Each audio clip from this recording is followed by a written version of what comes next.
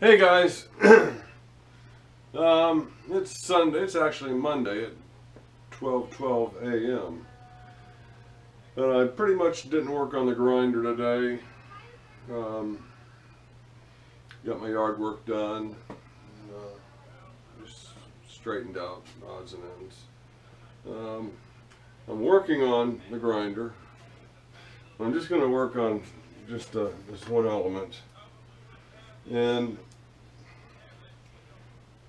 these are the stops for the table travel. Okay, now there's a graduated thimble there, and there's not a whole lot going on here.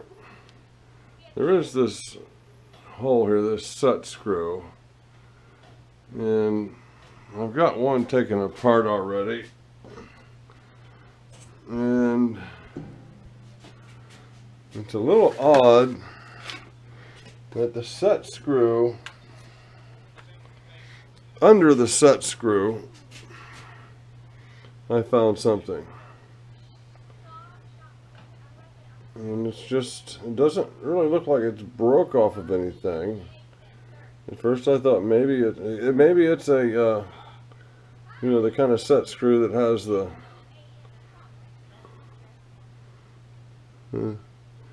but it's not. It's just a regular set screw. So that is pushing, if that was brass, I could see, it pushing down on the threads, which is what it's going to be pushing on. And this looks like it, well, I really don't see any. It's possible this one end has contacted some threads. But, so basically we got the block. We got one piece out, okay. This screw goes into here. Spring goes in there first. So basically, we got this piece, this thimble, and the spring inside, and the set screw.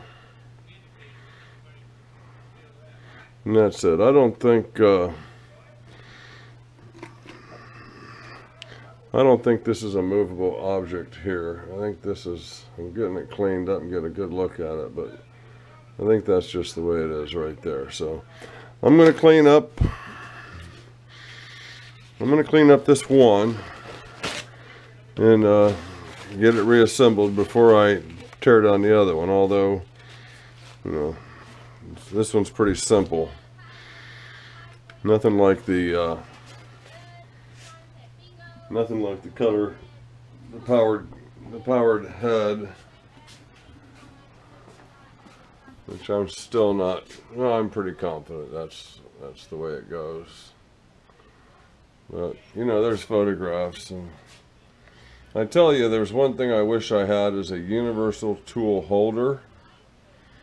And there's also another item that's that actually goes on the back, and that would be a angled grinding table. Maybe it doesn't go on the back, but I like the angled grinding table and the universal tool holder, because that would be perfect for grinding my my lathe tools. Now this here apparently is a radius jig or cutter, so I know little or nothing about that, only that it seems to be in very good condition. Okay, I took the coolant pump to the car wash. I took several things to the car wash. There's my big ass hose. Let me pull the coolant tank out of here. And give you a look at that.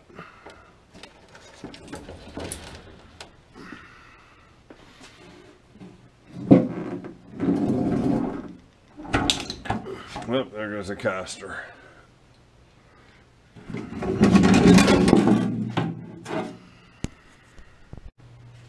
Okay, we're ready to put one of them back.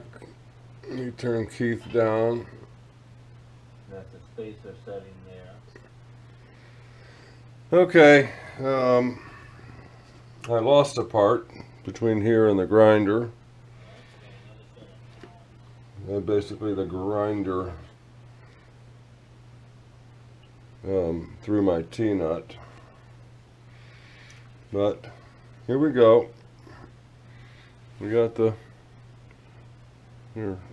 mark here for the lining up the graduations.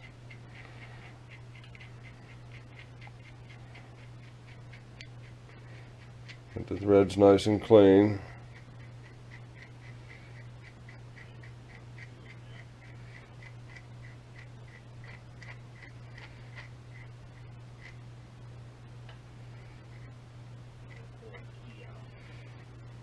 Okay, we'll put it there on 0. And now we got a large spring.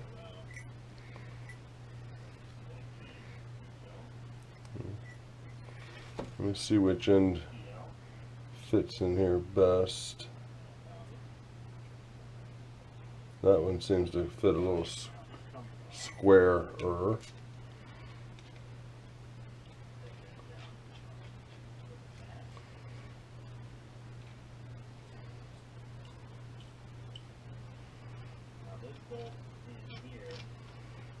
Okay, I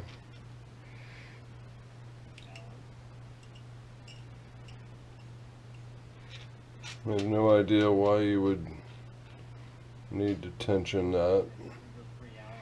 Okay, now we have this set hole. So we got this hopefully softer material. Go on down there. We got a tiny little spring.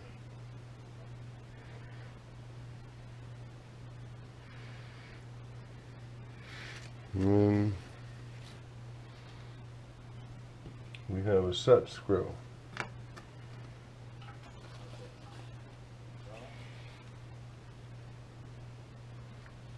Up here somewhere. Black set screw. And black table. Stand by. Oh, there it is.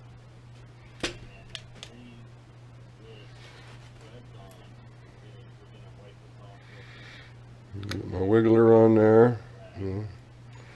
Let's clean that up first.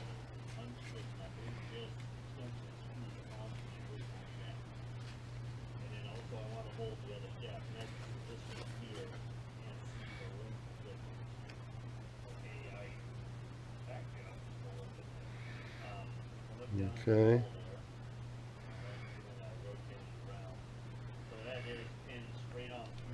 Those threads did not get as clean as the main ones. Okay, this thing was set around 50 thousandths depth. I'm just going to leave it where it was. Just backed off a little bit. Let's see.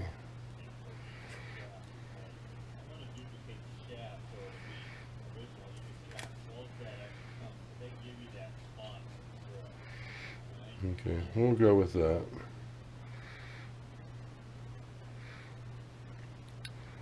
Came out nice. Here's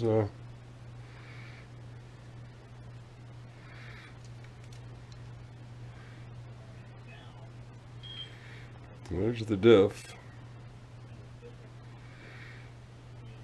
Okay, let me back this thing off a little bit. Just to make it look about like it did when I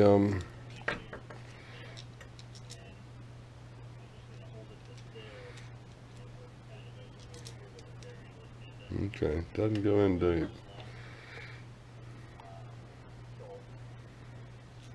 Okay, that might be it for tonight. I'm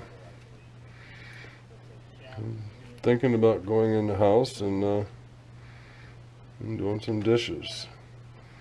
As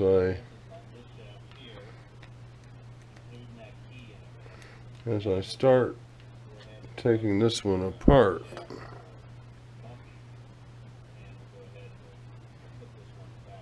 I am kind of curious what's in this hole. And what the hell, this is the most likely thing that I can lose. I would have a hard time replacing.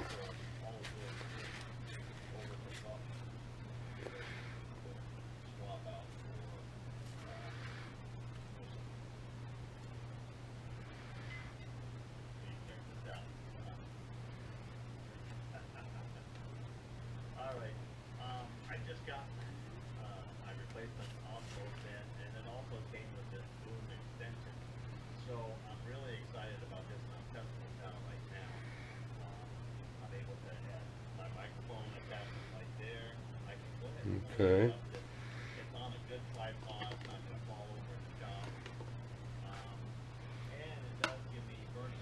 Now there should be a spring.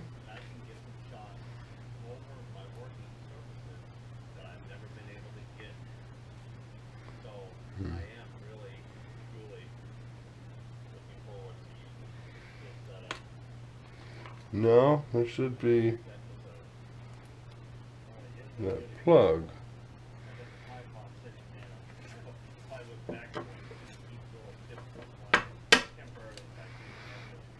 And we may have to unscrew this to get to that pin.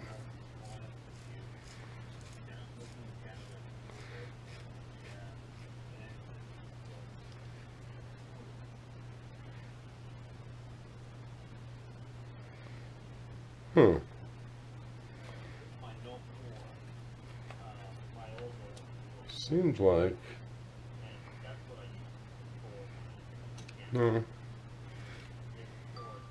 I guess they just use the same block because, see, on here that set screw is opposite of the knob, or on this one it's on the same side as the knob.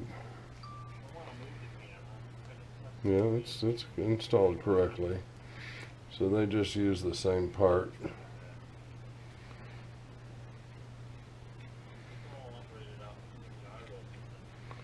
Okay, there's going to be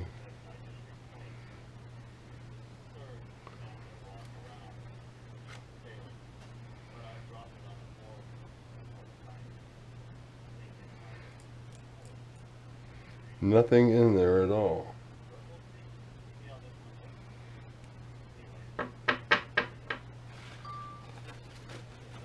Double check here. No, there was nothing in there at all. So I will I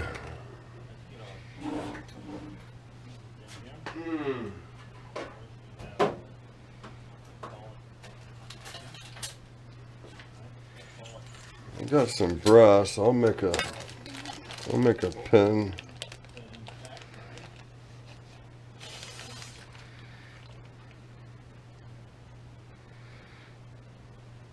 I can actually go a little bigger than that.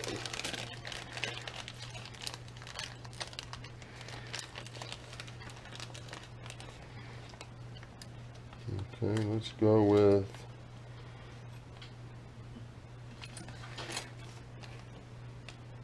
yeah, that'll be fine. I'll just cut off a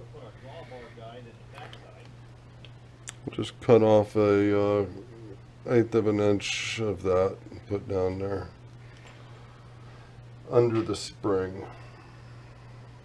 So we'll leave that out.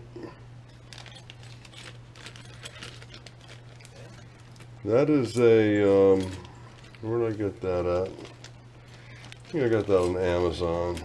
It's handy. It's come in it's been handy more than one time. I've used it. Something out of that bag. So basically, Yeah, before and after.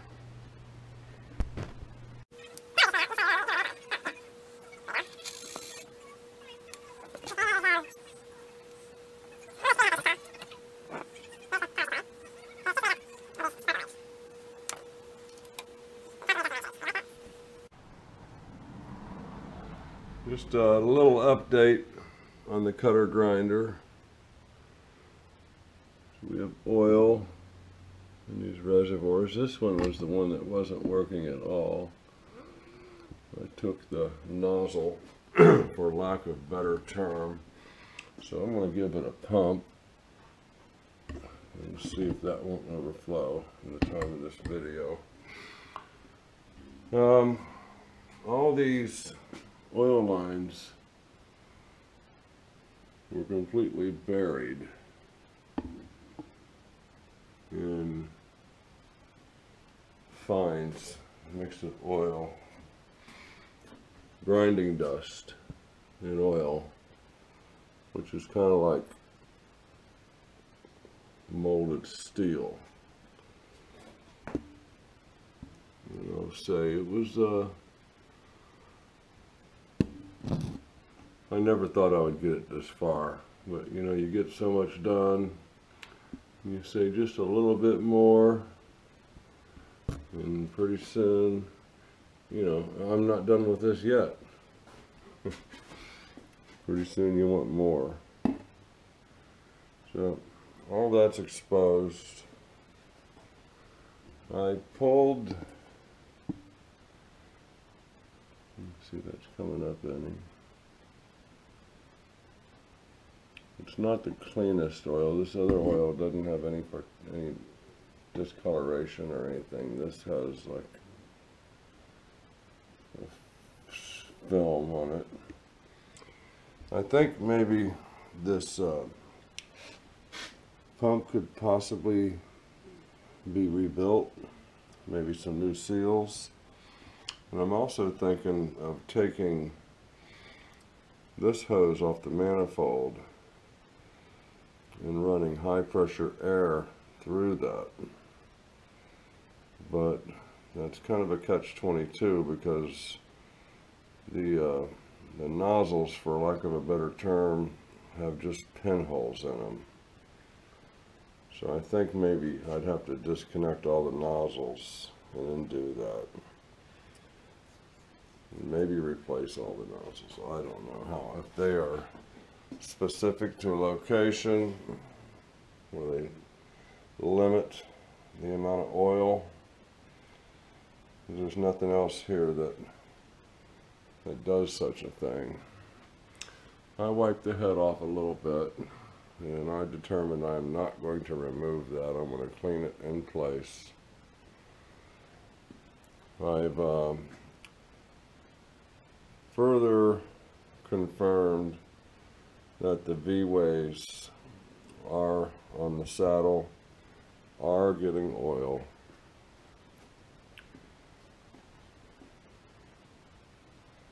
And I started attacking the face of the table a little bit more aggressively, using this Nylock system. But I had I think it's polycarbonate wheel.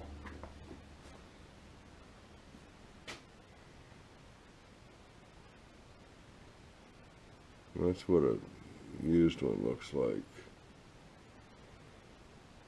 And that took off all that old paint. And what's kind of scary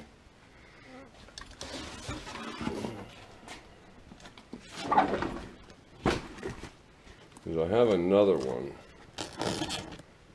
but it goes on a 4-inch grinder, and I'm not sure if I trust myself with that kind of power.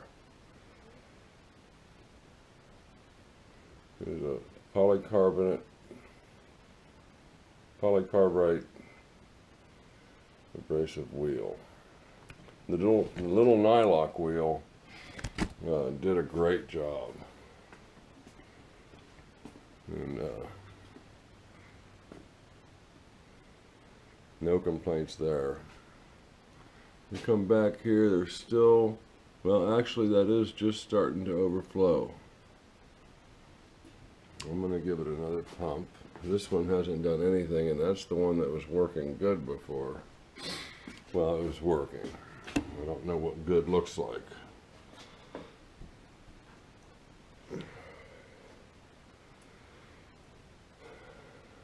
Okay.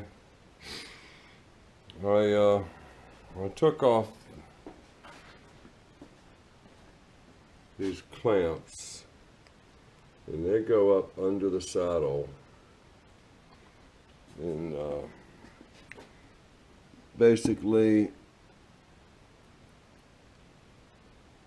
hold the saddle down. And I got into a situation where I could barely get a nut out, and just hoping and dreaming I'm going to be able to figure out a way to get that nut back in. But the main thing I want to show here is I got all these lines excavated from the powdered steel oil combination. Yeah, that seems to be rising.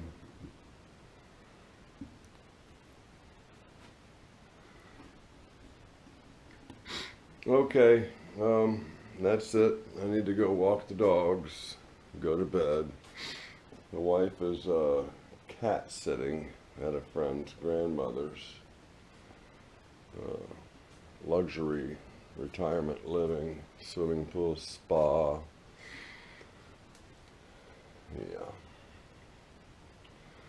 Okay. Nothing really going on here tonight. All I really did was remove those plates and work on cleaning around those oil lines.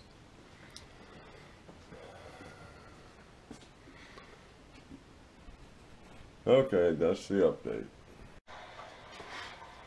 Okay, we got another, wow, guy's got a differential hooked up to the lathe. Ah, wow. There's one guy I watch, I don't know what the channel is, but this is him. For his indicator, he uses this bent piece of wire on a stand, and that's his indicator, and he just welds right on there. Of course, I'm sure he's got the power up. Anyway, back to where we were. That's the first time I actually seen the guy's face. I thought it was a much older man, but it's a young lad. Guys, you guys got me talking like I'm from across the pond. I never used to say cheers to anybody. Yeah, the subject of this segment of this video is the cutter grinder. So let's go take a look. I started cleaning the head in place.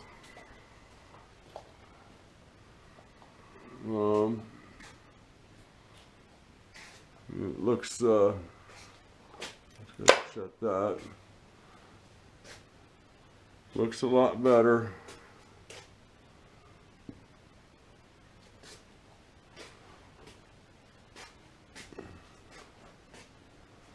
No, I was pretty worried here. Well, and then I went down here at the bottom and cleaned up down here too. I did all my cleaning up to the bottom of this cover, and then I carefully lifted that cover up and just cleaned this lip. Everything from here up is just as it was, and it is oiled.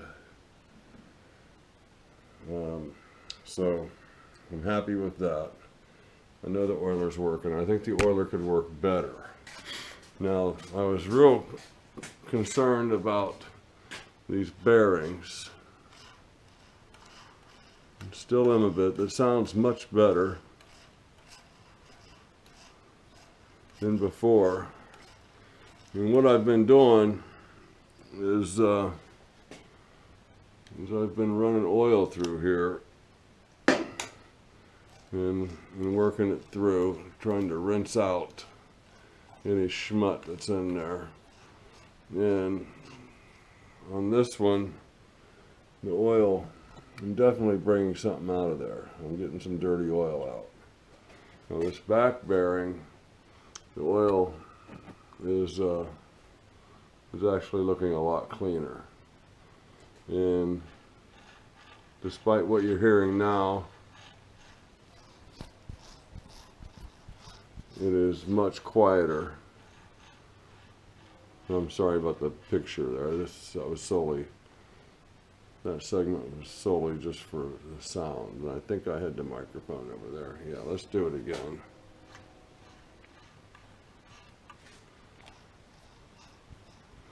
And I'm still getting dirty oil off of this one.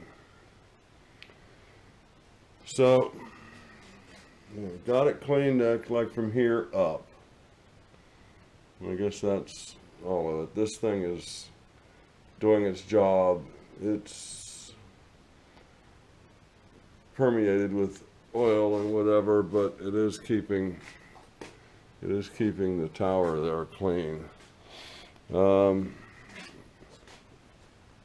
Oilers, getting ready to have a mess.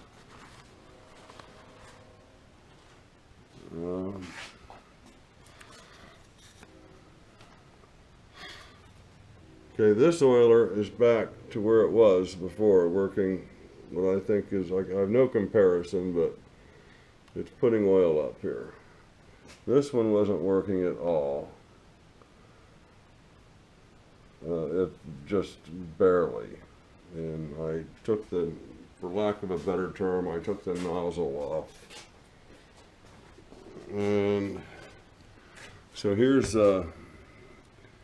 one pump.